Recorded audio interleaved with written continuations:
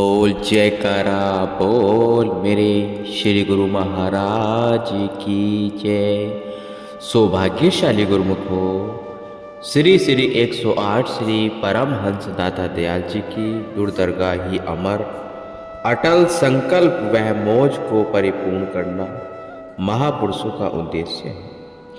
हमारे परम इष्ट देव आध्यात्मिक युग सम्राट श्री श्री 108 श्री परमहंस दाता दयाल जी के पंचम बादशाह जी महाराज इस भक्ति व परमार्थ की अमर ज्योति को जन जन तक पहुंचाने में संलग्न थे।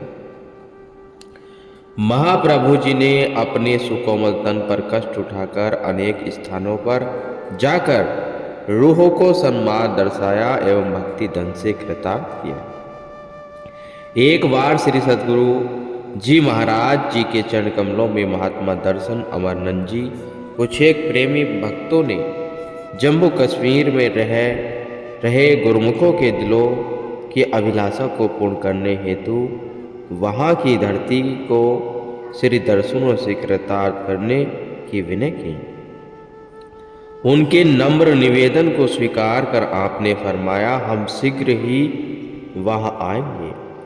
महाप्रभु जी ने प्रथम बार 12 मई सन 1978 को जम्मू व कश्मीर की धरती का सौभाग्य जगाने के लिए विमान द्वारा अपने निजी सेवकों के साथ मुंबई से श्रीनगर कश्मीर में कृपा फरमाई।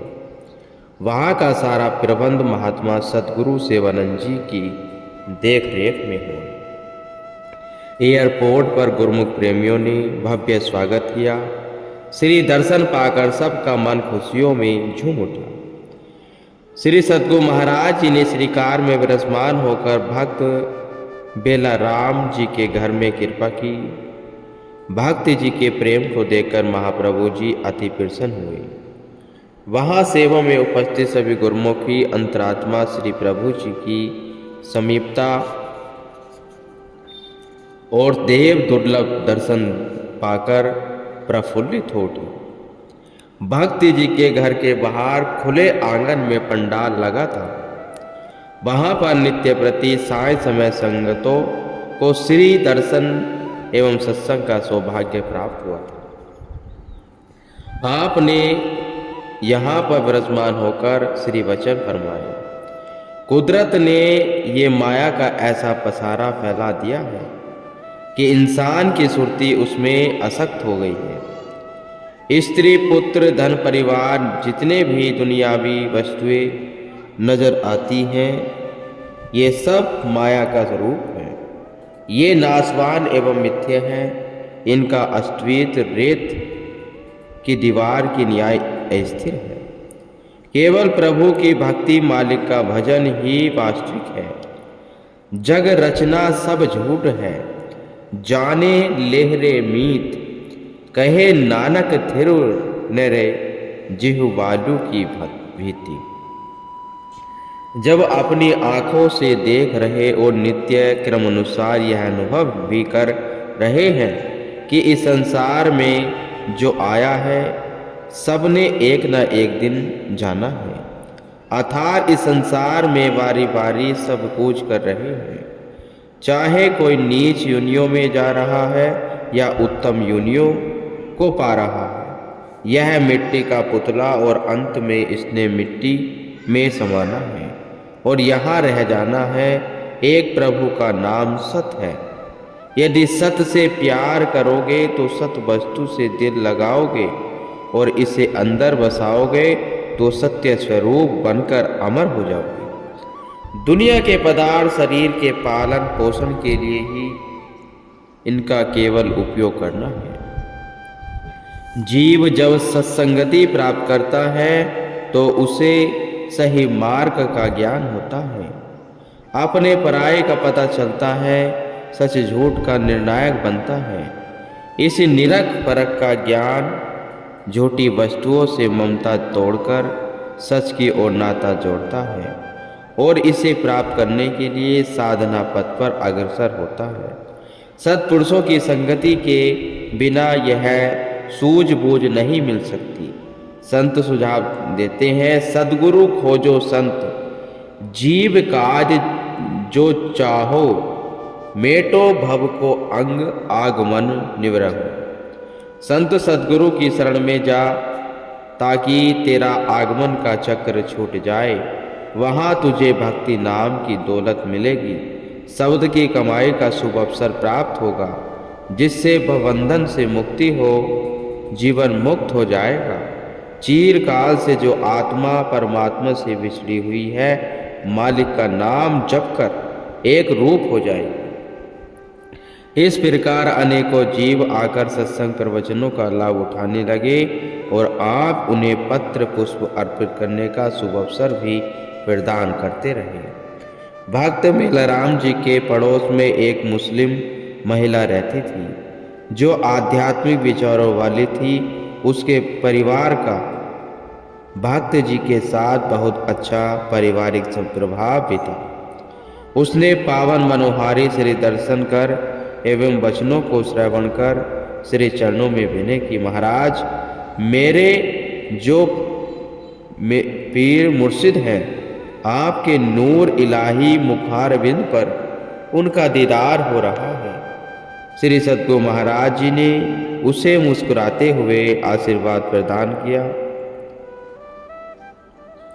और फरमाया, पुण्य संस्कारी तथा सत्संगी आत्मा ही ऐसा अनुभव करती हैं। पुनः मनुष्य जन्म के रहस्य को समझाते हुए फरमाया, बंदा आमद वराय बंदगी, जिंदगी वे बंदगी शर्मंदगी। अतः मनुष्य प्रभु भक्ति के लिए ही संसार में आया है, और अगर वह प्रभु की भक्ति नहीं करता तो वह मनुष्य कहलाने का भी हकदार नहीं है। यह श्री वचन सुनकर उसने श्री चरण कमलों में विनय की, स्वामी जी हमारे पीर मुर्शिद भी ऐसे ही वचन फरमाते हैं। गाफिल अज है यक जमा सदमर्ग दो, जिंदगी याद अस निज दे आरिफ। अथा प्रभु को भुला जाना जो मौतों के बराबर है, और सत्पुरुषों की संगति में आकर उसे याद करना जिंदगी के बराबर है।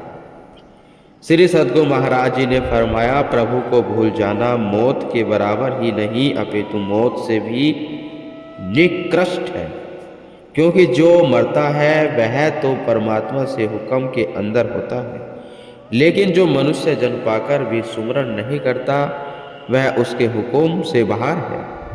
यह श्री पावन वचन सुनकर उसके अंतर में प्रकाश हो गया और वह बार बार श्री सद्गुरु महाराज जी के श्री चरण कमलों में सजदा करने लगी। श्री सद्गुरु दाता दयाल जी ने प्रेमी भक्तों की विनय पर उनके घरों में कृपा की एवं सच्चे नाम की दात प्रदान कर उन्हें श्री चरणों के संग जोड़ा। महाप्रभु जी के चरणों में कुछ प्रेमी भक्तों ने कश्मीर की वादियों की प्राकृतिक सुंदरता को निहारने के लिए विनय की। उनकी विनय को स्वीकार कर आपने निजी सेवकों के साथ मुगल गार्डन्स, शालीमार बाग, चश्माही बाग, निशांत बाग, वेरी नाग, डल झील आदि स्थानों पर भ्रमण किया। एक स्थान पर साथ में आए हुए सेवकों को बिठाकर श्री वचन किए। इन प्राकृतिक मनमोहक दृश्य को देखने के लिए लोग धन खर्च करते हैं, समय खर्च करते हैं, परंतु यह केवल मन की क्षणिक खुशी के लिए होता है। यह सुख न तो उनका स्थायी सुख होता है और न ही उनको सदा के लिए मानसिक शांति प्रदान कर सकता है। आत्मिक आनंद और मानसिक शांति तो केवल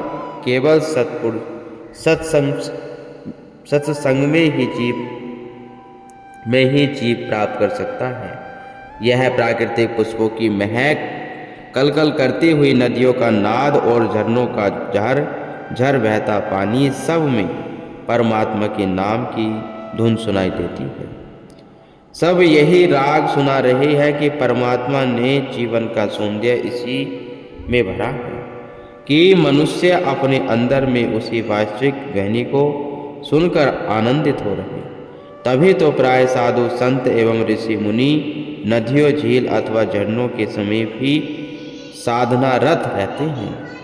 इसके पश्चात उन्हें भक्त जी के निवास स्थान पर सबको श्री दर्शनों का सौभाग्य प्रदान किया।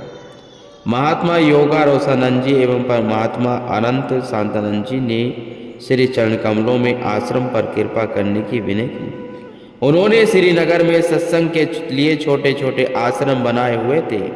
महाप्रभु जी ने विनय स्वीकार कर वहां पर कृपा कर सबको भक्ति का मार्ग सुझाया और श्री आनंदपुर दरबार की महिमा से अवगत करवाया।